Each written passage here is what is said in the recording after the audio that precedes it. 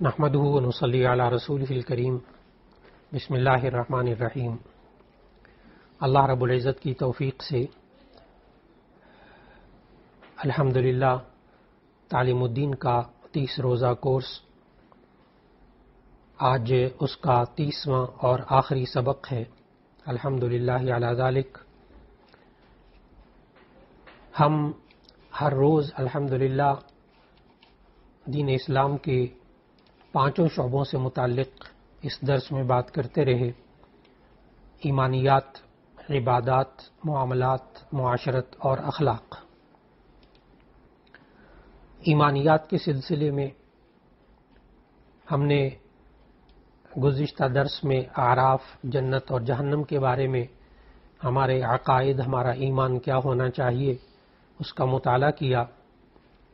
آج ایمانیات کے سلسلے میں آج آخری درس ہے، اور انسان کو آخرت میں جو سب سے بڑی نعمت ملے گی جنت میں جا کر، وہ ہے اللہ تعالیٰ کا دیدار۔ تو آخرت میں اللہ تعالیٰ کا دیدار، اس پر ایمان رکھنا یہ لازم ہے، اور ہمارا ایمان ہے کہ آخرت میں اہل ایمان اللہ تعالیٰ کو بغیر کسی تعویل کے خود اللہ تعالیٰ کو دیکھیں گے، اور یہ حق ہے۔ اس رؤیت الہی، دیدار الہی پر ہمارا ایمان ہے، اور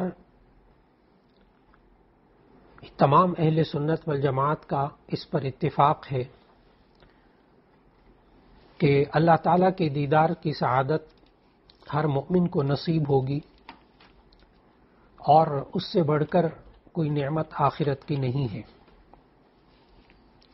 چنانچہ اللہ تعالیٰ نے قرآن مجید میں یہ ارشاد فرمایا اس دن کے بارے میں: وجوہ یومئذ ناظرۃ الی ربہا ناظرہ۔ آخرت میں بہت سے چہرے تر و تازہ ہوں گے اور اپنے پروردگار کی طرف دیکھنے والے ہوں گے۔ اور کفار کے بارے میں چونکہ ان کو دیدار الہی نہیں ہوگا، تو ان کے لیے آیت یہ ہے: کلا انہم عن ربہم یومئذ لمحجوبون۔ کافر قیامت کے دن اپنے اللہ کے دیدار سے محروم ہوں گے۔ اور اسی طرح دنیا کے اندر تو اللہ تعالیٰ نے ہمیں یہی قرآن مجید میں سمجھایا کہ اللہ تعالیٰ کو دیکھنا دنیا میں ممکن نہیں۔ اللہ تعالیٰ نے فرمایا: لا تدرکہ الابصار وہو یدرک الابصار۔ لیکن حضرت موسیٰ علیہ السلام نے جب اللہ تعالیٰ کے حضور درخواست کی، قرآن مجید میں وہ الفاظ ہیں: رب ارینی انظر الیک، اے اللہ مجھ پر اپنا جلوہ ظاہر فرما دیجئے کہ میں آپ کو دیکھ لوں۔ معلوم ہوا کہ اللہ کے نبی اور اللہ کے رسول حضرت موسیٰ علیہ السلام نے یہ تمنا کی، اور پھر آگے قرآن مجید میں تفصیل سے موجود ہے کہ اللہ تعالیٰ کے رؤیت کے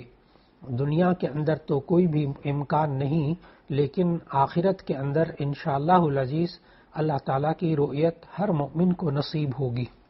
اور اس پر ایمان ہے ہم سب کا۔ اور دنیا کے اندر نبی صلی اللہ علیہ وسلم کی بھی جو شب معراج میں ملاقات ہوئی، اس میں بھی صحابہ کرام رضوان اللہ علیہ مجمعین کے اندر 2 رائے ہیں۔ اس پر تو سب کا اتفاق ہے کہ دل سے رؤیت ہوئی، رؤیت قلبی، اس کے تو سب قائل ہیں، لیکن کیا حقیقی رؤیت ہوئی، اس میں خود صحابہ کرام رضوان اللہ علیہ مجمعین کے بارے میں 2 رائے موجود ہیں۔ لیکن آخرت کے اندر اللہ کا دیدار جنت کی نعمتوں میں سے سب سے بڑی نعمت ہو، اس پر اہل سنت والجماعت کے پوری امت کا اس پر اتفاق ہے، اس لیے اس پر ایمان رکھنا ضروری ہے۔ آج کے ایمانیات کے حوالے سے ہم نے رؤیت باری تعالیٰ آخرت کی ایک بہت بڑی نعمت ہے، اس کے بارے میں ہم نے مطالعہ کیا، اور عبادات کے سلسلے میں ہم گزشتہ درس میں حج کے بارے میں معلومات حاصل کر رہے تھے، مناسک حج کے بارے میں یہ عرض کیا تھا کہ جس طرح عمرے کے 4 کام یاد کیے اور عمرے پورا کا پورا عمرہ ذہن میں آ جاتا ہے، اس لیے اسی طرح حج کے مناسک کو مکمل طور پر یاد رکھنے کے لیے حج کے 5 دنوں کے بارے میں معلوم کر لیا جائے کہ کس دن کیا کام کرنا ہے، تو حج کے تمام اعمال ذہن نشین ہو جاتے ہیں۔ چنانچہ کل کے درس میں ہم نے حج کے پہلے 2 دنوں کے بارے میں مطالعہ کیا تھا کہ حج کا جو پہلا دن ہے 8 ذو الحجہ، اس میں تو صرف ایک کام کرنا تھا کہ احرام باندھ کے حج کا منا اپنے خیمے میں جا کر رہنا تھا اور سارا دن وہاں رہنا ہے۔ پھر 9 ذو الحجہ کا ہم نے پڑھا حج کا دوسرا دن کہ اس میں 2 کام کرنے تھے، ایک وقوف عرفہ جو زوال سے لے کر سورج کے غروب ہونے تک میدان عرفات میں جا کے ٹھہرنا تھا، اور ایک دوسرا کام تھا مزدلفہ میں جا کر وقوف مزدلفہ کرنا، جو کہ رات کو وہاں پہنچ جاتے ہیں، مغرب اور عشاء کی نمازیں وہاں پڑھنی ہے، اور وقوف مزدلفہ یہ واجب تھا اور یہ فجر کی اذان سے لے کر سورج طلوع ہونے سے پہلے تک ہوتا ہے۔ یہ ہم نے حج کے 2 دنوں کے بارے میں پڑھا کہ حج کے پہلے دن میں 1 کام اور حج کے دوسرے دن میں 2 کام۔ آج ہم اس درس میں حج کے تیسرے دن کے بارے میں پڑھیں گے، 10 ذو الحجہ۔ 10 ذو الحجہ حج کا تیسرا دن۔ اب یہاں 3 کام کرنے ہیں، حج کا تیسرا دن 3 کام۔ نمبر 1 رمی کرنا، نمبر 2 قربانی کرنا، نمبر 3 سر کے بال منڈانا یا کتروانا۔ یہاں ذہن میں رہے کہ حج کی جو 3 قسمیں ہیں، حج افراد یعنی صرف حج کرنا، حج قران یعنی اپنے ملک سے حج اور عمرے دونوں کا احرام باندھ کے جانا، اور تیسرا حج تمتع کہ اپنے ملک سے عمرے کا احرام باندھنا اور پھر جو ہے وہاں جا کر آپ حج کے دنوں میں حج کا احرام باندھیں تو اسے حج تمتع کہتے ہیں۔ چنانچہ حج تمتع کے اندر پھر یہ قربانی بھی ہوتی ہے۔ تو عام طور پر حضرات جو ہیں، خواتین حضرات، وہ حج تمتع ہی کرتے ہیں۔ چنانچہ حج کے تیسرے دن میں 3 کام ہیں۔ نمبر 1 رمی کرنا۔ اس کے لیے ایک بات تو یہ ذہن میں رکھنی چاہیے کہ 10 ذو الحجہ کو رمی صرف ایک جگہ کی جاتی ہے، بڑے شیطان کی یعنی جمرہ عقبہ کی، آخری جمرے کی۔ کل 3 جمرات ہیں، پہلے جمرے کی بھی آج نہیں کرنی، دوسرے کی بھی نہیں، تیسرے جمرے کی رمی کرنی ہے۔ پھر اس کے بعد ایک کام یہ کرنا، جب رمی کے لیے جائیں تو تلبیہ ختم کر دیں، تلبیہ پڑھنا بند حاجی کے لیے، اور رمی کرنے کے لیے جب جائیں تو صرف 7 کنکریاں ایک ایک کر کے مارنی ہیں، اور پھر اس کے بعد آپ واپس آ جائیں گے اپنے خیمے میں، اور آ کر قربانی کا آپ نے جو انتظام کیا ہوگا اس کے تحت قربانی ہو جائے، اور پھر اس کے بعد جو ہے وہ آپ اپنے بال منڈوا سکتے ہیں۔ یہ ذہن میں رکھنا چاہیے کہ آج رمی کرنے کا جو وقت ہے وہ ہے صبح سورج نکلنے سے لے کر سورج غروب ہونے تک، اور سورج غروب ہونے کے بعد ساری رات آپ کے پاس موجود ہے آج جمرہ کرنے کے لیے۔ لہذا یہ 3 کام تو آج کرنے تھے، رمی، قربانی اور سر کے بال منڈانا یا کتروانا۔ تو جس طرح سر کے بال منڈانے کتروانے کے بارے میں وہاں عمرے میں عرض کیا تھا، وہی یہاں پر بھی ذہن میں رکھنا ہوگا کہ مرد جو ہے وہ اس طرح بال کٹوائیں گے کہ اگر 1 پورے سے زیادہ بال ہوں تو آپ بال کتروا سکتے ہیں، 1 انچ کم کروا لیں، اور اگر 1 انچ بال ہوں تو ایسی صورت میں پھر سر کے بالوں کو منڈانا واجب ہے۔ خواتین کیسے بال کٹوائیں گی کہ جو چٹیا ہے اس کے بالکل آخر میں پہلے باریک کونا کاٹ دیں، اور پھر اس کے بعد جب موٹے بال بچ جائیں تو اس میں سے 1 انچ بال چٹیا میں سے کاٹ دیں، تو ان کے بھی بال کترنے کا عمل مکمل ہو جاتا ہے۔ تو 10 ذو الحجہ کو 3 کام کیے، بال منڈوائے یا کتروائے تو فوراً احرام الحمدللہ مکمل ہو گیا۔ اب آپ ظہر تک یا عصر تک فارغ ہو جائیں تو پھر شام کو طواف زیارت کرائیں۔ 10 تاریخ طواف زیارت جو ہے نا وہ آپ 3 دن آپ کے پاس ہیں، 10، 11، 12 ذو الحجہ کے غروب آفتاب سے پہلے تو 12 تاریخ تو نہیں ذہن میں رکھنی چاہیے، بس 10 ذی الحجہ اور 11 ذی الحجہ کی شام کو یا دن کے وقت آپ کسی وقت رات دن میں آپ طواف زیارت کرائیں، وہ سب سے زیادہ بہتر ہوتا ہے۔ تو طواف زیارت کے لیے آپ احرام تو ختم ہو چکا، آپ اس کے بعد نہائے دھوئیں گے، کپڑے بدلیں گے اور عام کپڑے پہن کر آپ پھر طواف زیارت کے لیے چلے جائیں گے، وہاں جا کے طواف زیارت بھی کریں گے اور اس کے ساتھ سعی بھی کریں گے۔ پھر آپ واپس آ جائیں گے مینا میں۔ جب مینا میں واپس آئیں گے تو یہ حج کا چوتھا دن ہوگا، 11 ذوالحجہ۔ آج آپ نے صرف ایک کام کرنا ہے، حج کا چوتھا دن 11 ذوالحجہ، آج آپ نے ایک کام کرنا ہے کہ تینوں جگہ جا کر رمی کرنی ہے، سات کنکریاں مارنی ہیں، بس اور کوئی کام نہیں۔ آج رمی کا وقت ہے زوال سے لے کر سورج غروب ہونے تک، اور سورج غروب ہونے سے لے کے صبح صادق تک آپ کے پاس کھلا وقت ہے، اور یہی ایک کام کرنا ہے۔ پھر حج کا جو 5واں دن ہوگا، اس میں حج کے 5ویں دن کے اندر وہ ایک ہی کام ہے، اور وہ ہے کہ آپ تینوں جگہ جا کر رمی کریں گے، اور رمی کر کے جب آپ واپس آئیں گے تو ایسی صورت میں الحمدللہ آپ کا حج مکمل ہو چکا۔ پھر اس کے بعد آپ مکے واپس آ جائیں گے۔ مکے واپس آنے کے بعد جب آپ نے پھر اپنے وطن واپس آنا ہوگا، اس سے چند گھنٹے پہلے آپ طواف وداع کریں گے، الوداعی طواف۔ الوداعی طواف کیسے کرتے ہیں کہ بغیر احرام کے، یعنی عام کپڑے آپ نے پہنے ہوں گے اور بغیر رمل کے، اور عام کپڑوں میں آپ جو ہے وہ طواف کریں گے جا کر، اور اس میں سعی بھی نہیں ہوگی، البتہ 7 چکر لگانے کے بعد پھر 2 رکعت واجب الطواف مقام ابراہیم کے پاس پڑھنے ہوں گے۔ تو الحمدللہ اس طرح آپ نے ذہن نشین فرمایا کہ حج کے 5 دن مکمل ہو گئے۔ حج کا پہلا دن ایک کام کہ حج کا احرام باندھ کے مینا جانا ہے۔ حج کا دوسرا دن 2 کام، وقوف عرفہ، وقوف مزدلفہ۔ حج کا تیسرا دن 3 کام، رمی، قربانی، سر کے بال منڈانا۔ حج کا چوتھا دن ایک کام، صرف 3 جگہ رمی کرنا، اور حج کا 5واں دن صرف ایک کام، اور وہ ہے 3 جگہ رمی کرنا، اور درمیان میں 10-11 تاریخ کو آپ نے جو ہے طواف زیارت کرنا ہے۔ تو الحمدللہ اس طرح مناسک حج جو ہیں وہ مکمل طور پر ذہن نشین ہو جاتے ہیں۔ عبادات کے سلسلے میں آج ہمارا آخری سبق ہے، اور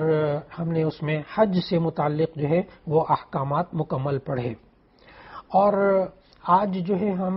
معاملات کے سلسلے میں ایک خاص موضوع ہے ہمارا، اور وہ ہے ملازم اور مالک کے معاملات۔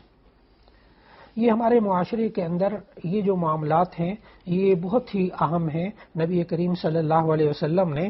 جتنے بھی ملازمین ہوں وہ ان کا مالکان کے ساتھ رویہ اور جو اختلافات پیدا ہوتے ہیں وہ صرف اس وجہ سے کہ اللہ اور اس کے رسول صلی اللہ علیہ وسلم نے جو احکامات بتائے وہ احکامات پورے نہ ہوں تو تب اس میں فساد سمجھ میں آتا ہے اور معاشرے میں وہ خرابی سامنے آتی ہے۔ لہذا ملازم اور مالک کے معاملات میں نبی صلی اللہ علیہ وسلم نے تو یہاں تک سمجھایا کہ ہم ملازمین کا اسی طرح خیال رکھیں کھانے پینے میں اور ان کی زندگی کے بارے میں جس طرح ہم اپنے بارے میں رکھتے ہیں۔ سب سے پہلا اصول تو ہمیں سمجھایا گیا کہ ہم ملازمین کو جو ہے وہ انسان سمجھیں اور ان کے ساتھ انسانوں والا سلوک مناسب طریقے سے وہ کیا جائے۔ دوسرا یہ کہ ان سے جو معاملات طے کیے جائیں ان میں سب سے پہلے ملازم رکھتے ہوئے یہ طے کر لیا جائے کہ ان کا مشاہرہ کیا ہوگا، ان کے آنے جانے کے اوقات کیا ہوں گے، ان کے ذمے کیا کیا کام ہوں گے۔ ہمارے معاشرے میں یہ عام رواج ہے کہ بس ملازم رکھ لیا اور گول مول بات کر لی، کوئی زیادہ فرائض اس کے متعین نہ کیے اور بس پھر اسے جو دل چاہے گے وہ کام لیں گے، تو ایسی صورت میں یہ مناسب نہیں، یہیں سے اختلافات پیدا ہوتے ہیں۔ ملازم رکھتے وقت پہلے سے طے کر لیا جائے کہ اس کے ذمے کیا کیا کام ہے۔ پھر اسی طرح ملازم کے بارے میں نبی صلی اللہ علیہ وسلم نے یہ ہدایت دی کہ جس طرح ہر شخص اپنی ذمہ داری میں اپنے ماتحتوں کا یا اس کے ماتحت جو چیزیں ان کا نگران ہوتا ہے، تو اسی طرح نبی صلی اللہ علیہ وسلم نے فرمایا جو خادم ہوتا ہے وہ اپنے مالک کے مال کا اور اس کی چیزوں کا وہ نگہبان ہوتا ہے اور اس سے قیامت کے دن پوچھا جائے گا۔ تو جو ذمہ داریاں دی جائیں ملازم کو اس کو وہ امانت سمجھنی چاہیے،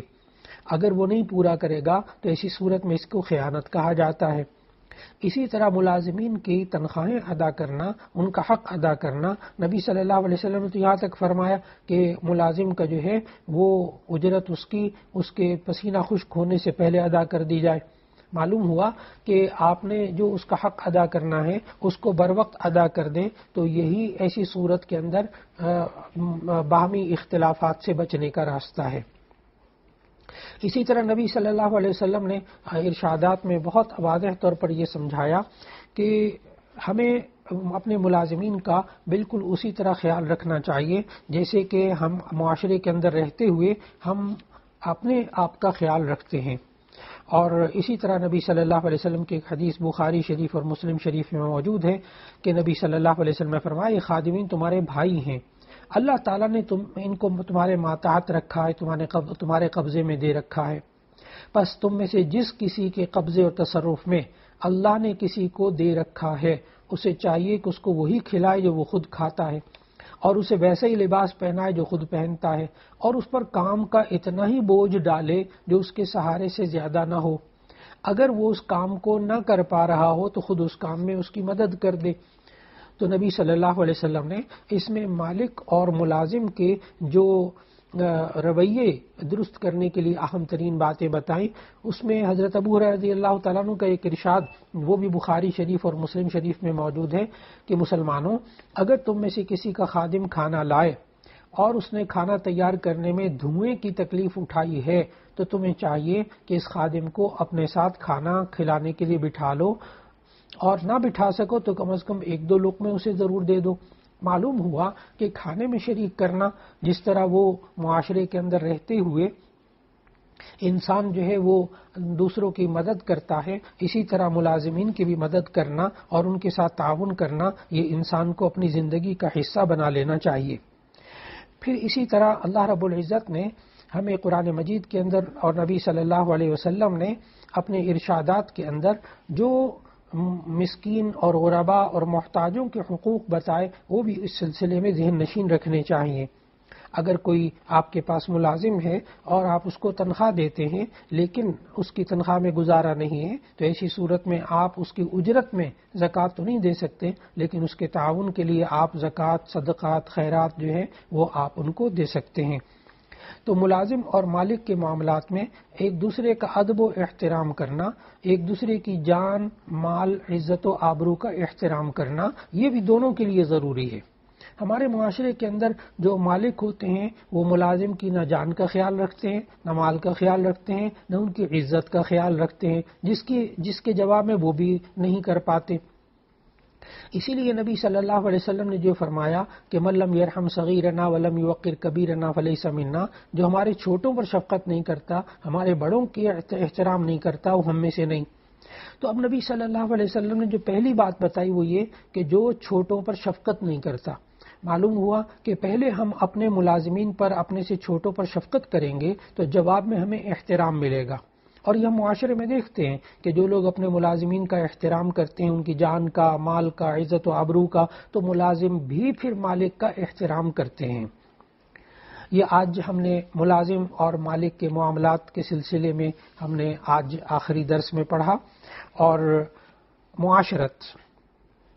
رہنا سہنا، نبی صلی اللہ علیہ وسلم نے معاشرت کے جو اصول سکھائے رہنے سہنے کے، اس میں ایک اہم ترین اصول یہ سکھایا کہ انسان کی جان کا بھی اس پر حق ہے۔ زندگی گزارتے ہوئے انسان کو نبی صلی اللہ علیہ وسلم کے الفاظ مبارک یہ ہیں، ان لنفسک علیک حقا، کہ آپ کی جان کا بھی آپ پر حق ہے۔ بہت دفعہ ایسا ہوتا ہے کہ انسان جب زندگی گزار رہا ہوتا ہے تو اپنے جان کی طرف سے بے فکر ہو جاتا ہے، کبھی تو نفس کا حق ادا نہیں کرتا، کھانے پینے کے معاملات میں اس کا حق ادا نہیں کرتا، کبھی ایسا ہوتا ہے کہ انسان جو ہے وہ بیمار ہو جائے تو اس وقت پرہیز نہیں کرتا، دوائی نہیں کھاتا، اور اسی طرح دعا بھی نہیں کرتا۔ اور یہ انسان اپنے نفس کے بارے میں، اپنی ذات کے بارے میں دعا، پرہیز، علاج، یہ نبی کریم صلی اللہ علیہ وسلم نے اپنے اسوہ حسنہ میں یہ تمام چیزیں سکھائیں۔ اور نبی صلی اللہ علیہ وسلم نے یہ بھی سکھایا کہ انسان کو اپنی زندگی کے اندر یہ اصول بنا لینا چاہیے کہ یہ انسان اگر سب سے پہلے تو پرہیز کرے۔ نبی صلی اللہ علیہ وسلم نے خود پرہیز کرنا سکھایا۔ کتاب الطب جامع ترمذی میں وہاں پہلی روایت ہے اس میں کہ نبی صلی اللہ علیہ وسلم ایک دفعہ کسی صاحب کے ہاں گئے تو حضرت علی کرم اللہ وجہہ بھی نبی صلی اللہ علیہ وسلم کے ساتھ تھے، تو ان صاحب نے کھجوریں لا کے رکھی تو نبی صلی اللہ علیہ وسلم نے کھانی شروع کر دی، تو حضرت علی رضی اللہ تعالیٰ نے کھانا چاہا کھجوروں کو، تو اس وقت حضرت علی رضی اللہ تعالیٰ عنہ کی طبیعت ناساز تھی، ابھی تازہ بیماری سے اٹھے تھے. تو نبی صلی اللہ علیہ وسلم نے فرمایا ما یا علی فإنک ناقح، اے علی تم ذرا رک جاؤ، یہ تم ابھی نقاہت میں ہو، ابھی تم بیماری سے ابھی تم صحت یاب ہوئے، ابھی یہ نہ کھاؤ. پھر تھوڑی دیر بعد حدیث میں ہے کہ سلقا و شعیرن، کہ جو اور چقندر سے ملی ہوئی کوئی چیز وہ لے کر آئے صاحب خانہ. تو نبی صلی اللہ علیہ وسلم حضرت علی رضی اللہ تعالیٰ عنہ سے فرمایا کہ اے علی تم یہ کھاؤ، فإنہ اوفق لک، یہ تمہارے لیے زیادہ مناسب ہے. تو معلوم ہوا ایک تو پرہیز کرنا چاہیے، اور دوسرا یہ ہے کہ انسان کو طبیعت کے مطابق جو چیز مناسب ہو وہ کھانی چاہیے. تو پرہیز نبی صلی اللہ علیہ وسلم نے سکھایا. پھر اسی طرح نبی صلی اللہ علیہ وسلم نے علاج بھی سکھایا. خود نبی صلی اللہ علیہ وسلم علاج اپنا کرتے تھے، اور جو ہے وہ مختلف بیماریاں ہوئیں مختلف جگہوں میں، اس کا آپ کتاب الطب جو طب نبوی اور اس سے علاج ہے اس کا جب آپ مطالعہ فرمائیں تو آپ کو بہت ساری احادیث ملیں گی کہ نبی صلی اللہ علیہ وسلم کو یہ تکلیف ہوئی تو آپ نے یہ دوا کھائی، یہ تکلیف ہوئی یہ دوا کھائی. تو معلوم ہوا دوا کھانا بھی سنت ہے، اور دواؤں سے علاج کروانا یہ بھی سنت ہے. پھر اسی طرح نبی صلی اللہ علیہ وسلم نے ہمیں جو معاشرے کے اندر سمجھایا کہ مریض کو جو غذا ہے وہ بھی اس کو کھانے پینے پر مجبور نہ کرو، اس کی طبیعت کے موافق اس میں دو. اور علاج کے لیے بھی سمجھایا کہ حرام چیز دوا میں استعمال نہ کی جائے، یہ بھی نبی صلی اللہ علیہ وسلم فرمایا. اور پھر اسی طرح نبی صلی اللہ علیہ وسلم نے مختلف بیماریوں کے اندر مختلف علاج اور پرہیز سکھائے، اور یہ بھی سمجھایا کہ یہ جو بیماری آتی ہے اللہ کی طرف سے آتی ہے، بیماری دینے والا بھی اللہ، شفا دینے والا بھی اللہ. اللہ تعالیٰ قرآن مجید میں جو فرمایا وَإِذَا مَرِضْتُ فَهُوَ يَشْفِينِ، جب بیمار ہوتا ہوں تو مجھے وہی شفا دیتا ہے. ایک مرتبہ نبی صلی اللہ علیہ وسلم نے صحابہ کرام رضوان اللہ علیہ مجمعین سے یہ فرمایا کہ رفع الاقلام وجفت الصحف، کہ قلم اٹھا دیے گئے، صحیفے خشک ہو گئے، انسان کی جو تقدیر میں لکھا جانا تھا وہ لکھا جا چکا. یہ سب باتیں نبی صلی اللہ علیہ وسلم جب فرمائیں تو صحابہ کرام رضوان اللہ علیہ مجمعین کے ذہن میں بھی ایک سوال پیدا ہوا. انہوں نے کہا یا رسول اللہ صلی اللہ علیہ وسلم، اگر یہ سب باتیں طے ہو چکی ہیں تو ما ھذا الدعاء والدواء یا رسول اللہ وتقاۃ نتقیھا، اے اللہ کے رسول صلی اللہ علیہ وسلم پھر ہم یہ دعا کیوں کرتے ہیں، پھر ہم یہ پرہیز کیوں کرتے ہیں، پھر ہم یہ دوائیں کیوں کھاتے ہیں جب سب کچھ لکھ دیا گیا ہے. تو نبی صلی اللہ علیہ وسلم نے تقدیر کے بارے میں اتنے گہرے سوال کا جواب ایک چھوٹے سے جملے سے دیا. فرمایا ہی من قدر اللہ، یعنی یہ بھی اللہ کی تقدیر میں سے ہے، یہ پرہیز بھی اللہ کی تقدیر میں سے ہے، دوا بھی اللہ کی تقدیر میں سے ہے، اور دعا بھی اللہ کی تقدیر میں سے. تقدیر میں لکھا ہے بندہ بیمار ہوگا، دعا بھی کرے گا، پرہیز بھی کرے گا، علاج بھی کرے گا، ٹھیک ہو جائے گا. اور اگر باوجود اس کی کہ پتہ ہو، ڈاکٹر ایک بتا دے، حکیم بتا دے، معالج بتا دے کہ دیکھیں یہ دوائی آپ کے لیے مفید ہے، اور یہ بندہ اس کے باوجود وہ دوا نہ کھائے بغیر وجہ کے، تو ایسی صورت کے اندر یہ بندہ گناہگار ہوتا ہے. اللہ تعالیٰ نے قرآن مجید میں فرمایا لا تلقوا بأیدیکم الی التہلکہ، تم اپنے ہاتھوں کو ہلاکت میں مت ڈالو. لہذا پرہیز کرنا یہ بھی انسان کے ذمہ لازم ہے. لا تلقوا بأیدیکم الی التہلکہ سے معلوم ہوا.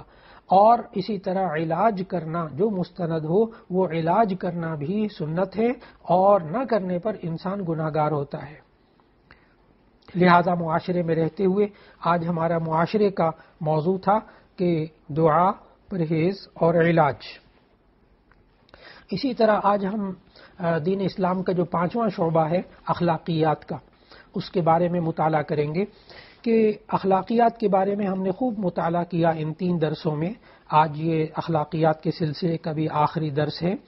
30 روزہ یہ کورس تھا، اور الحمدللہ آج جو ہمارا موضوع ہے وہ ان تمام اخلاقیات کا جو شعبہ ہے اس پورے کا خلاصہ ذکر کرنا مقصود ہے. اور وہ یہ کہ ہم نے یہ سمجھا اخلاقیات کے شروع میں کہ اخلاق جو ہے وہ کہتے ہیں کہ انسان کے اندر جتنی بھی اچھی عادتیں ہیں، اخلاق خلق کی جمع ہے جسے عادت کہتے ہیں، یہ انسان جو ہے وہ اچھی عادتوں کو اختیار کرے اور بری عادتوں سے اپنی جان چھڑائے. اور عادت اب یہ کہ اچھی عادتیں کیسی ڈالی جائیں اور بری عادتوں سے کیسے بچا جائے. تو اس سلسلے میں گزارش یہ ہے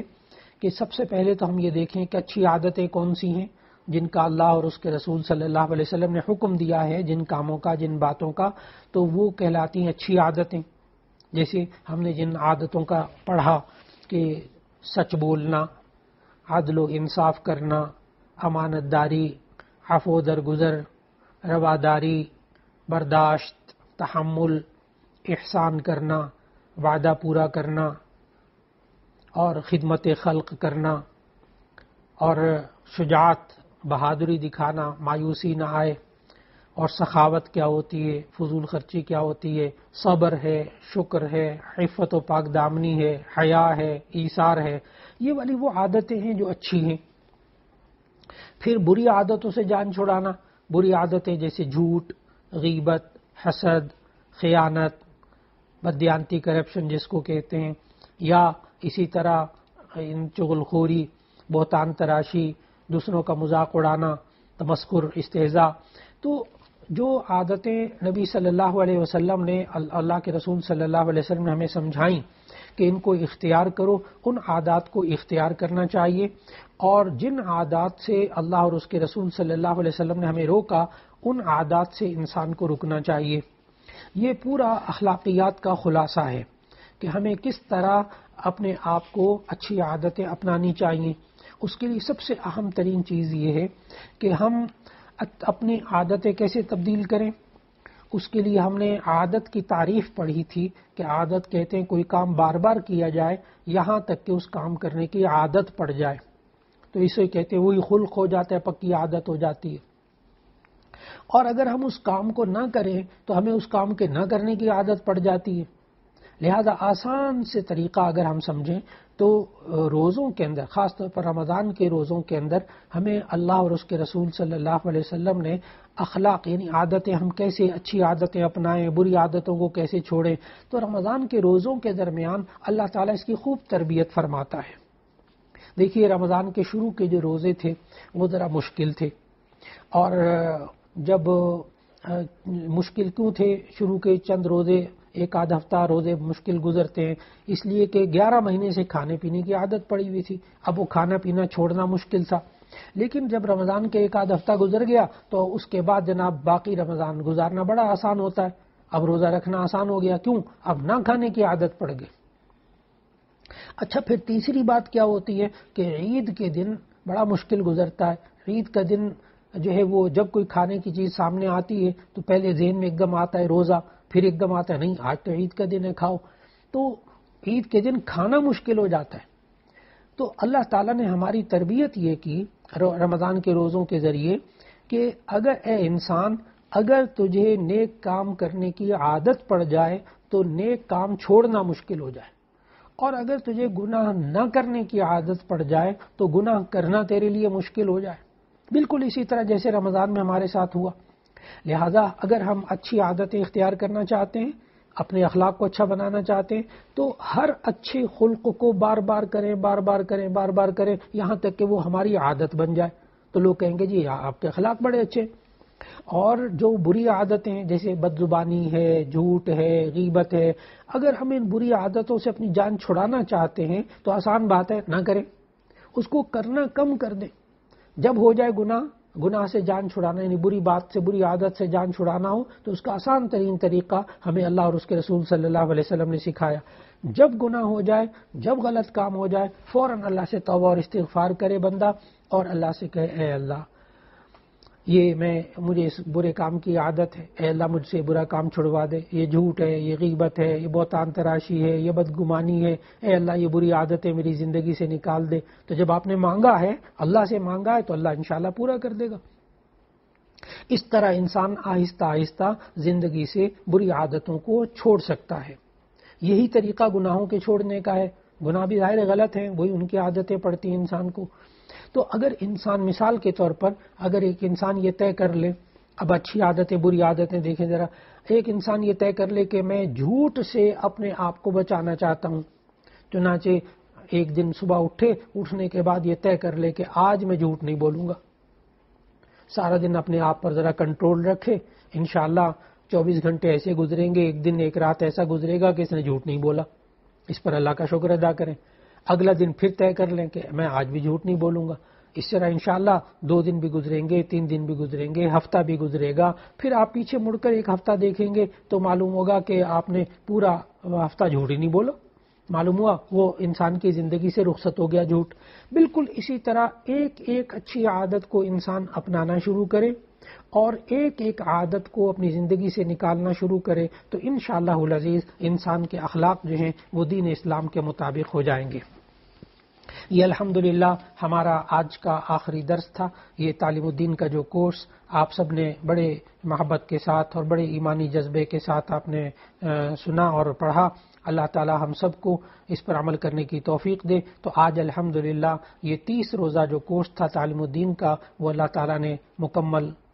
کہنے کی اور مکمل سننے کی توفیق عطا فرمائی۔ اللہ تعالیٰ اس پر مکمل عمل کرنے کی بھی توفیق عطا فرما دے۔ وآخر دعوانا ان الحمدللہ رب العالمین۔